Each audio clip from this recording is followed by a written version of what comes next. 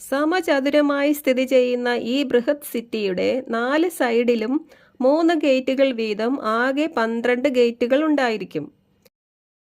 അതിൻ്റെ 12 അടിസ്ഥാനങ്ങളിൽ 12 അപ്പസ്തലന്മാരുടെ പേരുകളും 12 ഗേറ്റുകളിൽ ഇസ്രായേൽ മക്കളുടെ 12 ഗോത്രങ്ങളുടെ പേരുകളും എഴുതിയിട്ടുണ്ട്.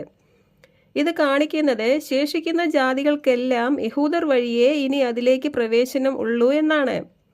രക്ഷ യഹൂദരിൽ നിന്നാണ് വരുന്നത് എന്ന് കർത്താവ് പറഞ്ഞത് അതുകൊണ്ടാണ്. ഇസ്രായേൽ എന്ന് വിളിക്കപ്പെട്ട യാക്കോബ് ഒരിക്കൽ ഒരു ദർശനം കാണുന്നുണ്ട്. ഭൂമിയിൽ ഉറപ്പിച്ചിരുന്ന ഒരു ഗോവണി, അതിൻ്റെ അറ്റം ആകാശത്തോളം മുട്ടിയിരുന്നു. ദൈവദൂതന്മാർ അതിലൂടെ കയറുകയും ഇറങ്ങുകയും ചെയ്യുന്നതായും യാക്കോബ് കണ്ടു.